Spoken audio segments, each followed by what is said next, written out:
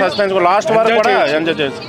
చాలా బాగుంటుంది. అసలు ముందు టేకింగ్ బాగుంది, చాలా బాగా తీశాడు సినిమా మాత్రం ఎక్సలెంట్. అసలు ఎవరు కూడా ఎక్స్పెక్ట్ చేయరు అలాంటి విజువల్స్ ఉన్నాయి. అండ్ విశ్వక్సేన్ ఏంటనేది మీరు చూస్తే కానీ అర్థం కాదు.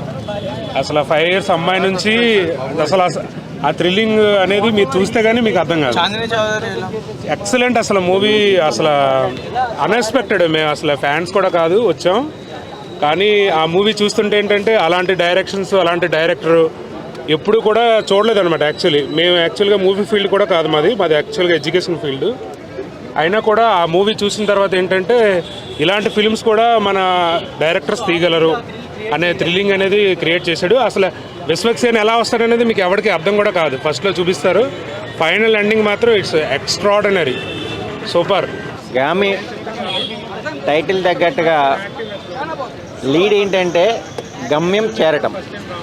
ఈ గమ్యం చేరటం అనేది ఒక సైంటిఫిక్ డిజైర్స్ ఉన్నవాళ్ళు స్వస్థ అనేది తగలక కొన్ని నమ్మకాల మీద, కొన్ని కాన్ఫిడెంట్ల మీద ఇదొక సైంటిఫిక్ మూవీ అనుకోవచ్చు. ఒక fantasy adventure thriller. But Vishwaksen 5 years క్రితమే ఈ ప్రాజెక్టు స్టార్ట్ చేశాడు.